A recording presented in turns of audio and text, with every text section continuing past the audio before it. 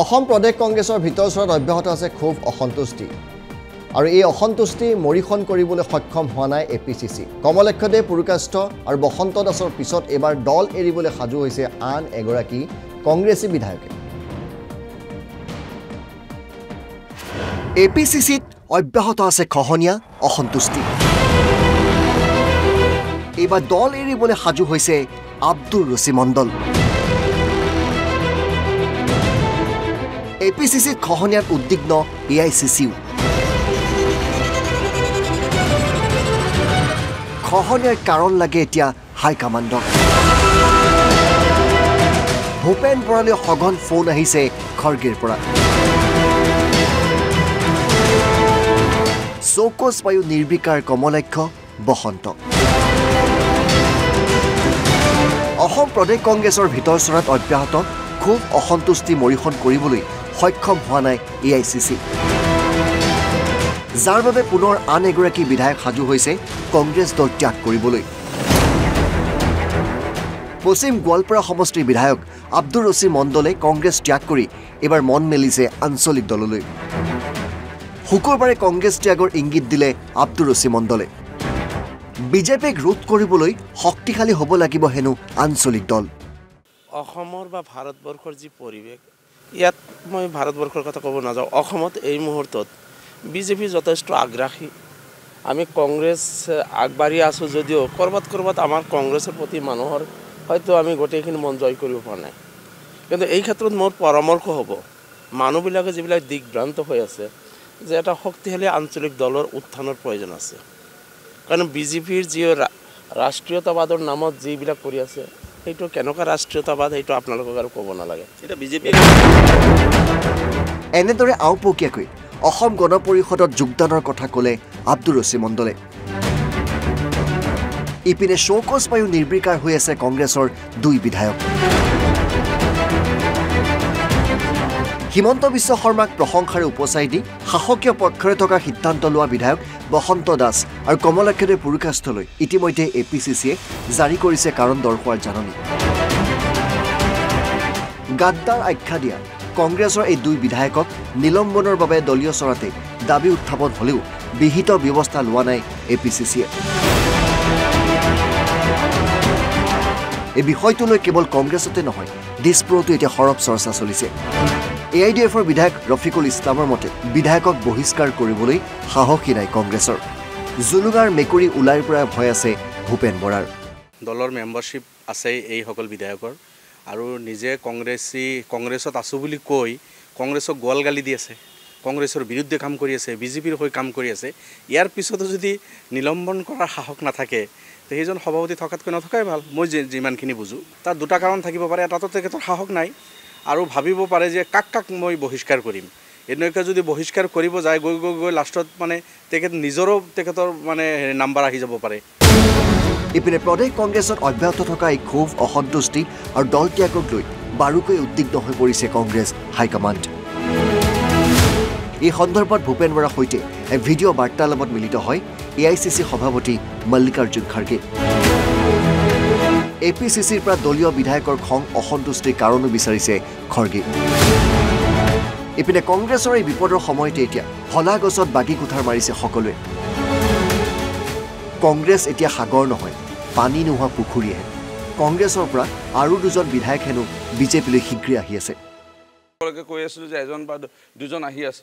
আৰু এই এজন দুজনৰ ভিতৰত এতিয়া আমি দেখা পালোঁ বসন্ত দাস ডাঙৰীয়া আৰু কমলেশ্বৰ পুৰকাষ্ঠ ডাঙৰীয়া আহিলে আজি মই পুনৰ ক'ব বিচাৰিছোঁ দুজন আকৌ আহি আছে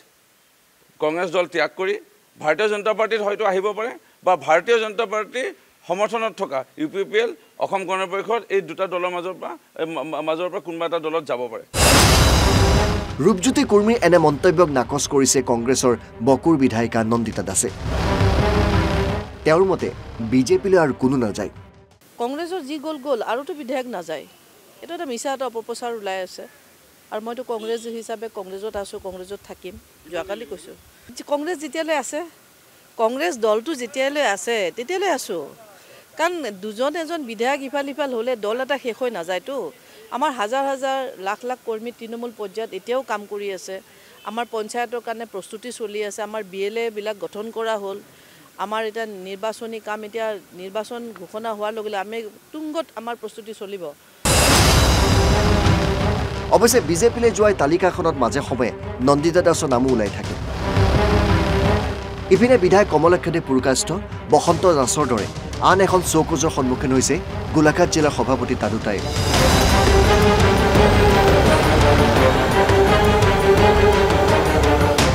গোলাঘাটৰ এক দলীয় কাৰ্যসূচীৰ অংশ ল'বলৈ যোৱা মুখ্যমন্ত্ৰী হিমন্ত বিশ্ব শৰ্মাক আদৰণি জনোৱাৰ বাবে কংগ্ৰেছ দলৰ ৰোষত পৰিছে এতিয়া দাদু তায়েব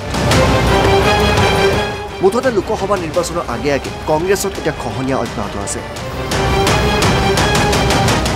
আৰু NB নিউজৰ হাতত পৰা তথ্য মতে আৰু বহু বিধায়ক আৰু নেতা শীঘ্ৰেই অসম গণ পৰিষদ আৰু বিজেপিলৈ আহি আছে ভিডিঅ' জাৰ্নেলিষ্ট অজয়ৰ সৈতে হিমাংশু চহৰীয়া আৰু জুমজ্যোতি দত্ত বৰা NB নিউজ ইপিনে মুখ্যমন্ত্ৰী হিমন্ত বিশ্ব শৰ্মাক সাক্ষাৎ কৰিয়ে দলীয় নেতৃত্বৰ বিৰুদ্ধে সৰব হৈছে গোলাঘাট জিলা কংগ্ৰেছৰ সভাপতি দাদু তায়েব সদ্য অপসাৰিত সভাপতি দাদু তায়েব পোনপটীয়াকৈ আক্ৰমণৰ লক্ষ্য কৰি লৈছে ভূপেন বৰা আৰু গৌৰৱ গগৈক মই দিনৰ পোহৰৰ মুখ্যমন্ত্ৰীক সাক্ষাতৰ বাবে গৈছিলোঁ কিন্তু ৰাতিৰ আন্ধাৰত গোপনে মুখ্যমন্ত্ৰীক সাক্ষাৎ কৰা নেতাৰ বিৰুদ্ধে কিয় ব্যৱস্থা নলয় APCC এই প্ৰশ্ন কৰিছে দাদু তায়েব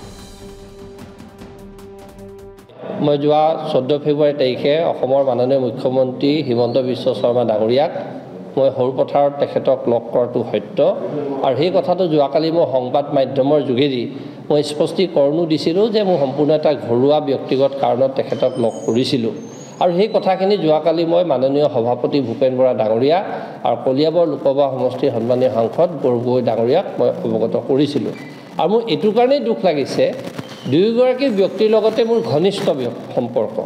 আজি গৌৰৱ গগৈৰ লগত যোৱা বিগত 15 বছৰ তেখেতৰ লগত ছাৰ দৰে থাকি মই প্ৰত্যেকটো ৰাজনৈতিক কামত মই সক্ৰিয়ভাৱে অংশগ্ৰহণ কৰিছোঁ দুয়োগৰাকী ব্যক্তিক জনোৱাৰ পাছত দুয়োগৰাকীয়ে মোক নিশ্চিতি দিয়াৰ পাছত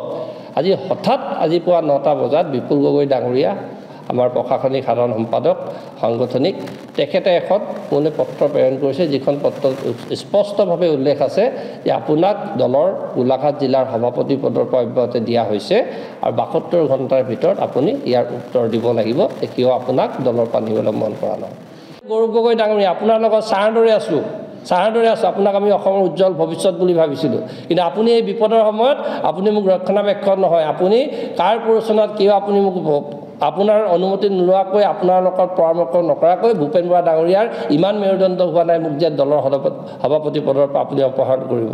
কিন্তু মই আপোনাক এটা প্ৰশ্ন কৰিব বিচাৰিছোঁ যদি মই একে দুখত অপৰাধী তেতিয়াহ'লে আপুনি যিগৰাকী ৰজনীয়া তিৰ্কীক আগন্তুক লোকসভা নিৰ্বাচনৰ কাৰণে কাজিৰঙা সমষ্টিৰ পৰা আপুনি প্ৰক্ষেপ কৰিছে সেইজনক আপুনি বহিষ্কাৰ কৰিব লাগিব সেইগৰাকী বিধায়িকা তেতিয়াৰ প্ৰাক্তন বিধায়িকা ৰজনীয়া তিৰ্কী ডাঙৰীয়ানী যিগৰাকী নিজে বিধায়ক হৈ থকাৰ পাছত সৰুপথাৰ সমষ্টিত কিন্তু প্ৰথম বিজেপি কাৰ্যালয়ত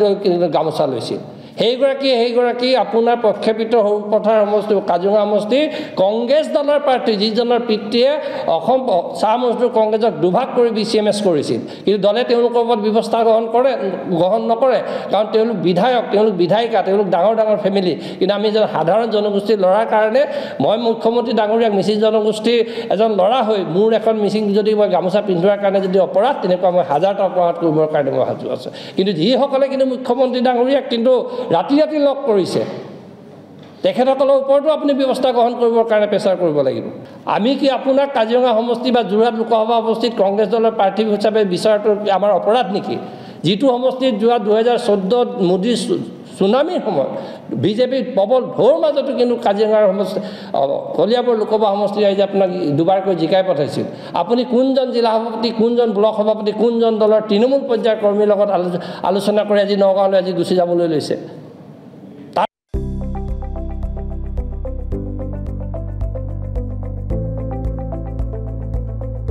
NB নিউজ সহজ সৰল ভাষাত নৱভাৰতৰ কথা